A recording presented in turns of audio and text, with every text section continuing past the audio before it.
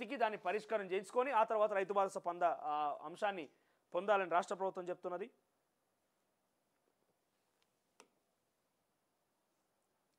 ఇక స్థానిక ఎన్నికలు ఫిబ్రవరి చివరిలో, అంత సీనియం లేదు. ఇప్పుడు ఈ నెల మొత్తం కూడా ఇవాళ ఆల్రెడీ 18 తారీఖు, ముఖ్యమంత్రి తిరిగి తెలంగాణకు వచ్చేసరికి 24 తారీఖు పడుతుంది. 24 తారీఖు నుంచి 26 పోతే అక్కడ ఏంటిది ఈ పథకాలు, రైతు భరోసా, ఇంకా పథకాలకు సంబంధించిన అంశాలు ఉన్నాయి. రిపబ్లిక్ డే ఉన్నది, ఆ రిపబ్లిక్ డే పూర్తి చేసుకోవాలి, ఇవన్నీ పథకాల ఆవిష్కరణ చేయాలి. ఫిబ్రవరి కల్లా ఒక్క నెలలోనే అటు నోటిఫికేషన్ వచ్చుడు, ఎలక్షన్ ప్రచారం చేసుడు, విడతల వారీగా ఎలక్షన్ నిర్వహించుడు, ఎంపీటీసీ జెడ్పీటీసీ ఎన్నికలు పూర్తి కావు పక్కాగా కూడా. సో మార్చ్ ఏప్రిల్ కల్లా పిల్లలకి ఎగ్జామ్స్ ఉన్నాయి, స్కూల్కి 10th ఎగ్జామ్స్ ఉంటాయి, ఇంటర్ ఎగ్జామ్స్ ఉంటాయి, బీటెక్ ఎగ్జామ్స్ ఉంటాయి, సెమిస్టర్స్ ఉంటాయి, ఇవన్నీ ఎగ్జామ్స్ ఉంటాయి. అంత ఈజీగా ఈ ఫిబ్రవరిలో మార్చిలో ఏప్రిల్ అయ్యే అవకాశం లేదు. ఒకవేళ ఈ ఏప్రిల్ కల్లా కాకపోతే మేలో కూడా కాదని, మేలో సెట్లు, ఎంసెట్లు, ఆ సెట్లు, ఈ సెట్లు ఉంటాయి. ఎగ్జామ్స్లో సమయంలో ఇది నిర్వహించడం కొంత కష్టతరమే. ఇక చివరిగా ఎప్పుడు జరుగుతాయి ఎన్నికలు అంటే మళ్ళీ జూలై కల్లా జరిగే అవకాశం ఉంది. ప్రజలంతా మళ్ళీ పండుగ వాతావరణంలో వాళ్ళంతా ఇత్తనాలు వేస్తేందుకో, నాట్లు పెడుతుందుకో సిద్ధమవుతారు కదా, ఆ సమయంలో ఎన్నికలు జరిగే అవకాశం ఉన్నది. సో ఇప్పుడప్పుడే ఎన్నికల కోసం కొంత ఆలస్యమయ్యే అవకాశం కనబడుతున్నది. సో ఫిబ్రవరి చివరాఖరులో కంటే అది కొంత అనుమానమే. లేదా ఏప్రిల్ నిర్వహించే యోచనలో సర్కారు ఉన్నదట. ఈ నెల 26 నుంచి గ్రామాల్లో పరకాల జాతర కాబోతోంది. ఇదే వేడిలో జరిపితే ఉత్తమం అంటున్నారు నేతలు. కోడ్లోపు పరకాల అమలు కాకుంటే ప్రభావం అని చెప్తున్నారు. ఇక బీసీ రిజర్వేషన్ పెంపు కూడా చిక్కుముడే. రిజర్వేషన్లు పెంచాలని కేంద్రాన్ని కోరే యోచన. ఇందుకోసం అసెంబ్లీలో తీర్మానం చేసే ఛాన్స్. దావోస్ నుంచి సీఎం తిరిగి వచ్చాక స్పష్టత. రాష్ట్రంలోని పంచాయతీ, మండల, జిల్లా పరిషత్ ఎన్నికలు ఫిబ్రవరిలోనే జరగనున్నాయా అంటే ఈ నెల 26 నుంచి అమలు కానున్నాయి. పరకాల వేడిలోనే ఈ ఎన్నికలు కానిచ్చేందుకు రేవంత్ సర్కార్ సన్నద్ధమవుతోందా? ప్రస్తుతం కాంగ్రెస్ వర్గాల్లో జోరుగా జరుగుతున్న చర్చ ఇది. స్థానిక సంస్థలకు ఎన్నికల ఆలస్యం అవుతున్న నేపథ్యంలో ఆయా సంస్థలకు కేంద్రం నుంచి రావాల్సిన నిధులు పెండింగ్లో పడుతున్నాయి. దీనికి తోడు ఎన్నికలను త్వరగా నిర్వహించాలంటూ స్థానిక నేతల నుంచి ప్రభుత్వం పైన, పార్టీ పైన ఒత్తిడి పెరుగుతోంది.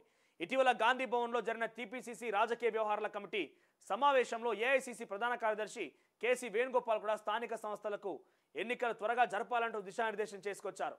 ప్రభుత్వం ఏర్పడి ఏడాది అయిందని కార్యకర్తలను, స్థానిక నాయకత్వాలను కాస్త పట్టించుకోవాలని నేతలకు చురకలు వేశారు. ఈ నేపథ్యంలో ఫిబ్రవరి 3, 4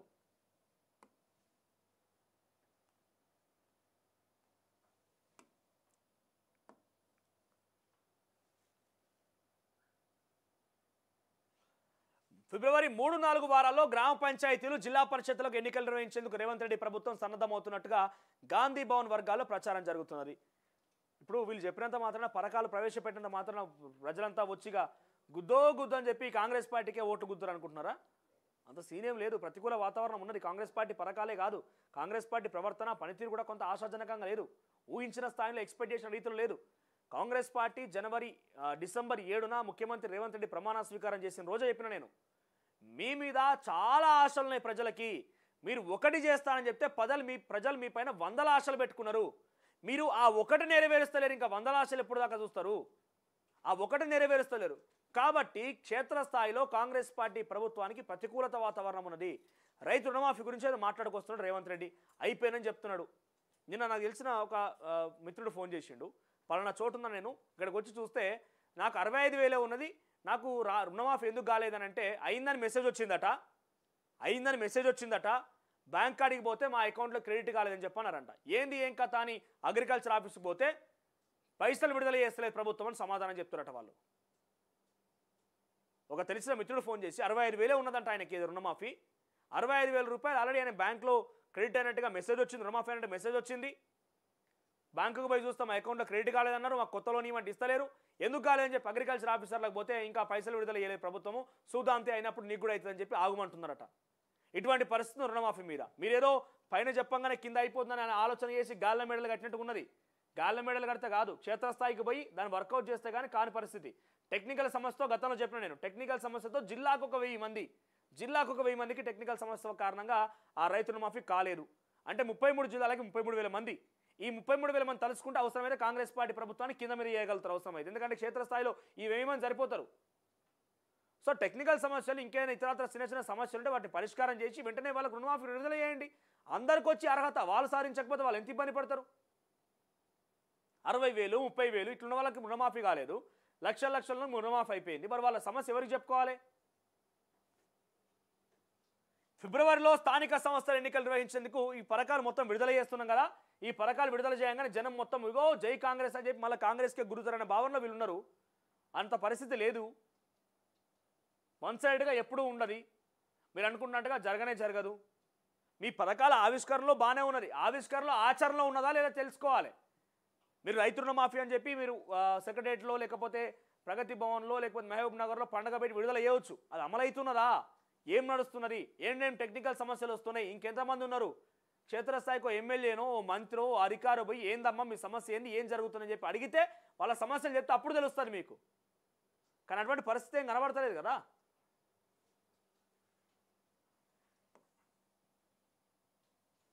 కాంగ్రెస్ వర్గాలు చెప్తున్నాయి, వాస్తవానికి స్థానిక సంస్థల్లో రిజర్వేషన్లు 50% మించి అమలు చేయరాదంటూ సుప్రీంకోర్టు తీర్పు ఉంది. రాష్ట్రంలోని ఎస్సీ ఎస్టీ జనాభా దామాషా ప్రకారంగా 27% రిజర్వేషన్ ఆ వర్గాలు అమలు చేయాల్సి ఉంటుంది. దీంతో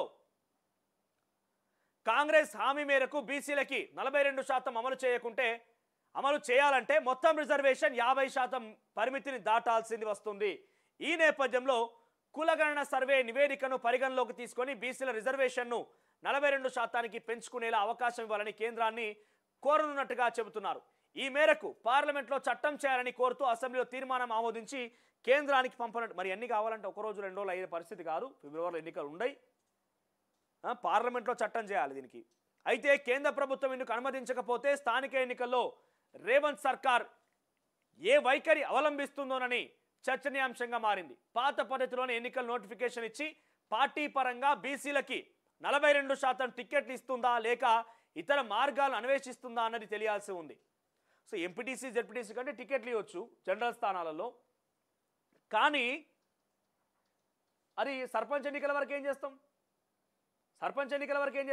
అట్లనే ఒక నిర్ణయం తీసుకోండి. పోనీ రేపటి రోజున 2029లో మళ్ళీ ఎన్నికలు వస్తాయి కదా. అప్పుడు ఎన్నికలు వచ్చినప్పుడు 119 అసెంబ్లీ నియోజకవర్గాల్లో బహుశా అప్పటివరకు డిలిమిటేషన్ అయితే అయిపోవచ్చేమో. సో సరే ఇప్పటివరకు తీసుకున్నప్పుడు 119 నియోజకవర్గాలు 42%గా మేము బీసీలకి వాటా ఇస్తాం. 42% బీసీలకి వాటా ఇస్తాం. ఓ చోట ఇప్పుడు నల్గొండ సంబంధించిన నియోజకవర్గాలు చూస్తే జనరల్ స్థానాల్లో మొత్తం రెడ్లే, ఒకే ఒక చోట బీసీ పాపం ఆయన. సో ఆ స్థానాల్లో కూడా మేము బీసీలకే ఇస్తామని చెప్పండి. మహబూబ్ నగర్లో కూడా మేము కొన్ని స్థానాల్లో బీసీలకు ఇస్తామని చెప్పండి.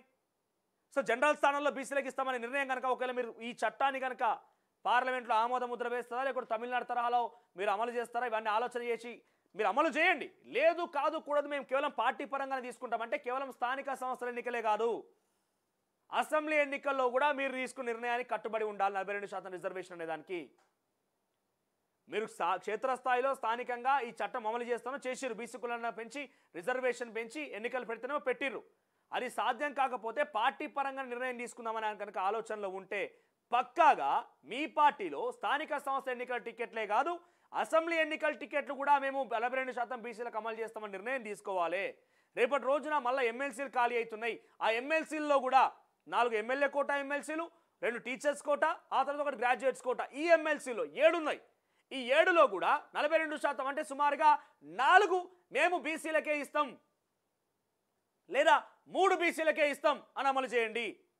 42% వాటాగా బీసీలకు 3 స్థానాలు మేము కేటాయించబోతున్నాం. 7గురిలో బీసీలు 3 ఉండబోతున్నారని చెప్పండి. ఈ 42% కాదు, అంతకు మించే ఇవ్వాలి. ఇంకా జనాభా ప్రాతిపాదికన ఇస్తామన్నప్పుడు 50%కి మించిపోతుంది. 56% ఉన్నారట. ఇప్పటివరకు డెడికేటెడ్ కమిటీ ఒక నివేదికను తయారు చేసింది. కొంత సమాచారం బయటకు వస్తున్న నేపథ్యంలో 56% బీసీలు ఉన్నారట. ఇక ఇలా 26 నుంచి రైతులకు రైతు భరోసా, భూమి లేని రైతులకు రైతు కూలీలకు ఇంద్రమ్మ ఆత్మీయ భరోసా, పేదలకు ఇంద్రమ్మ ఇల్లు మంజూరు, రేషన్ కార్డు లేని కొత్త వారికి రేషన్ కార్డులు మంజూరు కార్యక్రమాల ప్రభుత్వం అమలు చేయనుంది. సో దీంతో ఇవన్నీ లేట్ అయితే కనుక ఏప్రిల్లో జరుగుతాయట ఎన్నికలు. కొంత ఇవన్నీ కనుక ప్రక్రియ లేట్ అయితే ఎన్నికలు కాస్త ఏప్రిల్లో ఉంటాయట. సో ఏప్రిల్ కాదు, ఫిబ్రవరి కాదు, ఇవన్నీ కాదు. కానీ ఒక ముచ్చట చెప్పాలంటే జూన్ జూలై కల్లా ఎన్నికలు ఉంటాయి ఒక రకంగా. ఇదైతే సాధ్యమవుతుంది. లేకపోతే ఇప్పుడు పెట్టాలంటే కొంత సమస్యలే. డెడికేటెడ్ కమిషన్ నివేదిక రావాలి. ఆ నివేదికను బట్టి రిజర్వేషన్ పెంచాలి. రిజర్వేషన్ పెంచాలంటే పార్లమెంట్లో చట్టం చేయాలి. పార్లమెంట్లో చట్టం చేయకుండా తమిళనాడులో అమలైనటువంటి తీరుగా అమలు చేద్దామనుకుంటే ఎటువంటి సాధ్యాసాధ్యాలు ఉంటాయో, న్యాయస్థానంలో ఎటువంటి చిక్కులు ఎదుర్కొంటాయో అవి పరిష్కరించుకోవాలి. ఇవన్నీ పరిష్కార మార్గమై బీసీ రిజర్వేషన్ పెంచాలంటే